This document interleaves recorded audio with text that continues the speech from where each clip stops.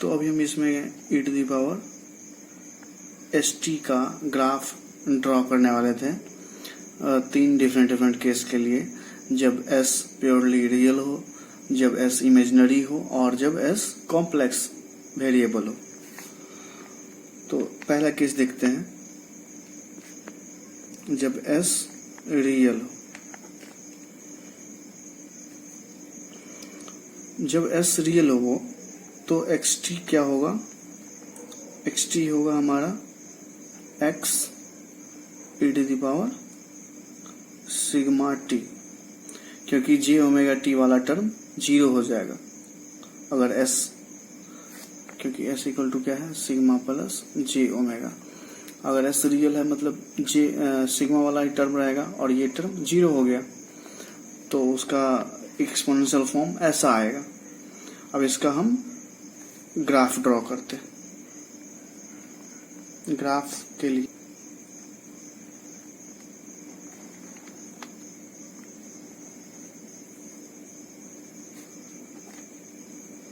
ये time axis, ये है e⁻ सिग्मा t, और ग्राफ ड्रॉ करना है xt equal to x e⁻ sigma t का। अगर सिग्मा का वैल्यू 0 हो, सिग्मा इक्वल टू 0 अगर है, तो xt का जो वैल्यू आएगा वो उसका मैग्नीट्यूड कांस्टेंट रहेगा x। तो x मान लेते हैं कि यहाँ पे x। तो ये इसका ग्राफ हो गया कब? जब सिग्मा इक्वल टू 0 रहे। 3 केसेस हो सकता है इसमें, एक तो सिग्मा जब 0 रहे, सिग्मा जब पॉजिटिव हो और सिग्मा जब नेगेटिव हो। तो सिग्मा 0 रहेगा तो इसका मैग्नीट्यूड कांस्टेंट आया x। अगर सिग्मा केस 1 था, सिग्मा इक्वल टू 0, तब हमने ग्राफ देखा। केस 2 में क्या होगा? जब सिग्मा ग्रेटर देन 0 हो तो xt का ग्राफ क्या होगा? ये अगर पॉजिटिव है तो टाइम जब -इन्फिनिटी होगा, टाइम जब इस एक्सिस पे ये -इन्फिनिटी इधर आएगा तो ये टर्म 0 हो जाएगा, और ये टर्म जब 0 हुआ तो xt का वैल्यू 0 हो जाएगा, मतलब नेगेटिव से लेके, और जब टाइम इनफाइनाइट लेंगे तो ये एक्सपोनेंशियली इंक्रीज करते करते इन्फिनिटी पे जाएगा। तो उसका ग्राफ कुछ ऐसा आएगा। ये हो गया सिग्मा ग्रेटर देन 0 के लिए। केस 3 क्या होगा? जब सिग्मा लेस देन 0 हो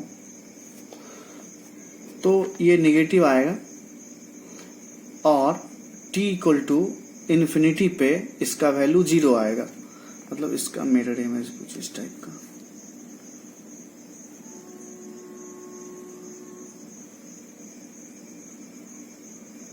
ये ग्राफ आएगा जब सिग्मा लेस देन 0 रहेगा तब। तो 3 केसेस देखे, sigma equal to 0, sigma greater than 0, sigma less than 0। ये ग्राफ हो गया। लेकिन ये जो एस रियल का जो ग्राफ है वो प्रैक्टिकली यूज नहीं होता है किसी इलेक्ट्रिकल सर्किट में या सिग्नल में। ये यूज नहीं होता क्योंकि फ्रीक्वेंसी बेस्ड कैलकुलेशन ही हम लोग करते हैं। साइनसॉइडल फंक्शन है, कोसाइन है, साइन है, तो उसमें ओमेगा टर्म आता ही है। ये बस मैग्नीट्यूड डिकेइंग फंक्शन है और ये प्रैक्टिकली यूज नहीं होता। स्टडी के लिए हम पढ़ लिए कि जब एस जो है कॉम्प्लेक्स वेरिएबल प्योरली रियल हो तो क्या क्या होगा, उसका ग्राफ कैसे होगा, इसका यूज होगा आगे। लेकिन टिपिकली इस टाइप का जो ग्राफ है या इस टाइप का जो कैलकुलेशन है वो हमारे इलेक्ट्रिकल सर्किट्स में कहीं नहीं आने वाले। ठीक है, फिर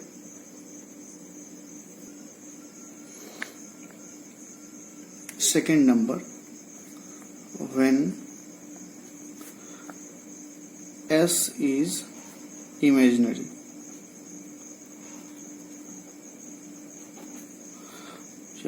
S इक्वल टू क्या था, सिग्मा प्लस जे ओमेगा। अगर s इमेजनरी होगा तो सिग्मा का टर्म जो है ये 0 हो जाएगा, और एक्सपोनेंशियल फंक्शन xt जो था वो क्या हो जाएगा, e to the power J omega T.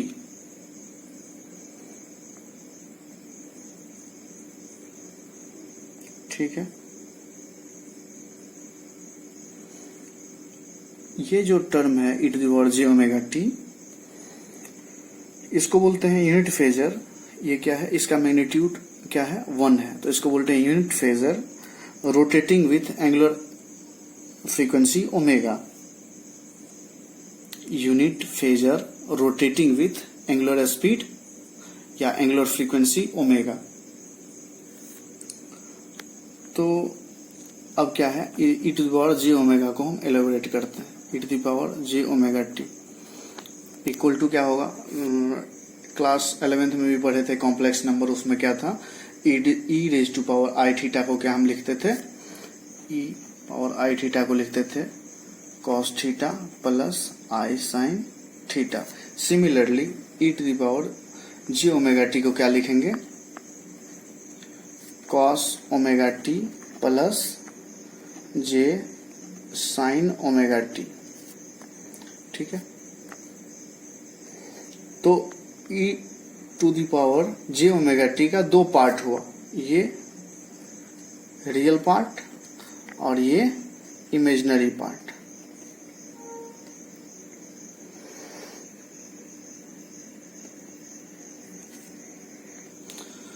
The projection of this unit phasor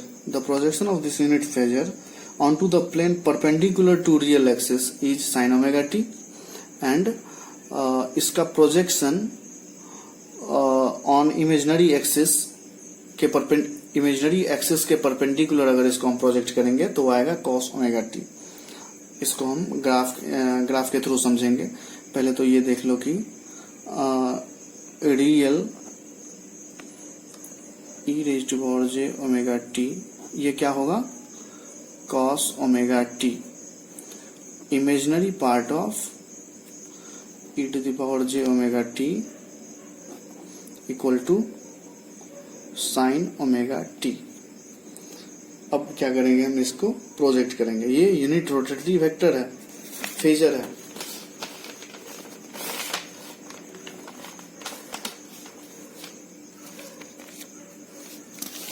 इस पे हम ग्राफ इसका ड्रॉ करते हैं।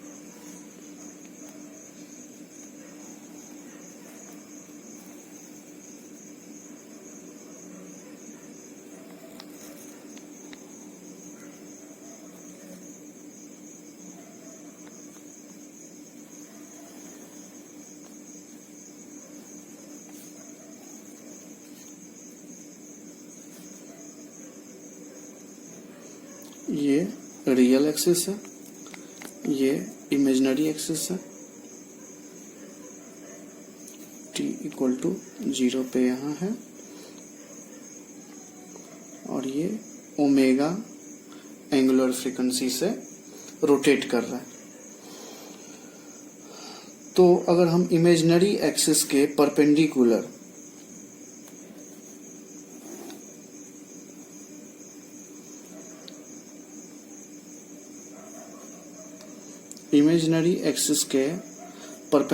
इसका अगर हम शेप ड्रॉ करेंगे तो क्या होगा, कोसाइन होगा। इमेजिनरी एक्सिस के परपेंडिकुलर उसका रियल पार्ट आएगा और कोसाइन वेव आएगा। तो इसको कोसाइन को हम कैसे ड्रॉ करेंगे,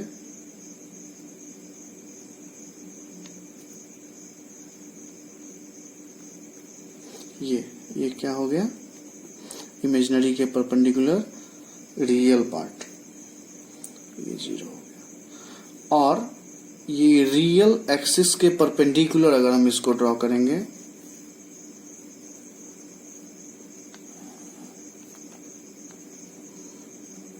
इमेजिनरी पार्ट आएगा इसका।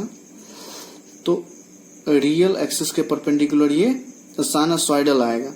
तो साइनसॉइडल हम कैसे ड्रॉ करेंगे, ये साइनसॉइडल वेव, ये हो गया साइन ओमेगा टी जो कि रियल एक्सिस के परपेंडिकुलर है, और ये हो गया कॉस ओमेगा टी जो इमेजिनरी एक्सिस के परपेंडिकुलर है। ये जो ग्राफ है ये किसका है,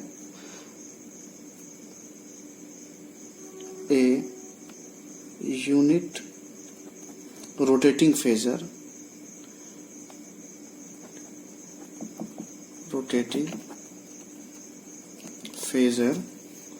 with imaginary and real projection, with imaginary and real projection। तो इसमें इसका और अगर हम डिटेल पढ़ेंगे तो इसमें क्या है कि सिग्मा का टर्म 0 है, मतलब इसका मैग्नीट्यूड जो है डिकेइंग नहीं होगा या इंक्रीजिंग नहीं होगा, इसका मैग्नीट्यूड कांस्टेंट रहता है। तो जब नेटवर्क एनालिसिस पढ़ेंगे, नेटवर्क सिस्टम पढ़ेंगे और स्टेडी स्टेट की बात होगी, तब मुझे इस टाइप का वेव फॉर्म आएगा, साइनसॉइडल या कोसाइन वेव फॉर्म मिलेगा। वहां पे मैग्नीट्यूड कांस्टेंट रहता है, मैग्नीट्यूड जो है एक्सपोनेंशियली इंक्रीजिंग या डिक्रीजिंग नहीं होता है। तो साइनसॉइडल इनपुट जब देते हैं किसी सिस्टम में तो उसका स्टेडी स्टेट रिस्पॉन्स आता है, क्योंकि उसका एम्पलीट्यूड डिके नहीं होता है टाइम के साथ।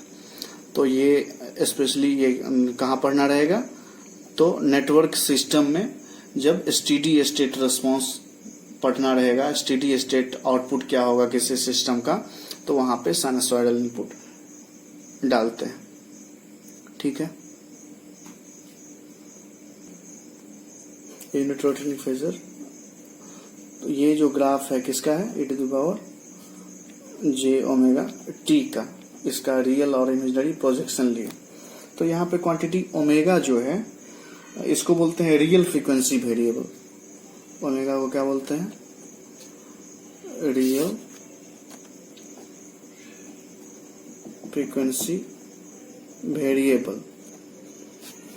और ये टर्म e⁻j⍵t जो है इसको बोलते हैं रियल फ्रीक्वेंसी फेजर।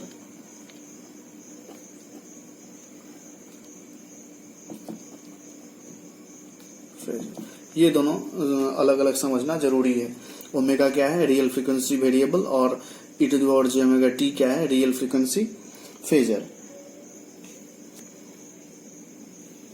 और ये भी ध्यान देना जरूरी है कि यहाँ साइन ओमेगा टी और कॉस ओमेगा टी जो है वो साइनसॉइडल फंक्शन है जिसका फ्रीक्वेंसी ओमेगा है और इसका मैग्नीट्यूड भी कांस्टेंट है।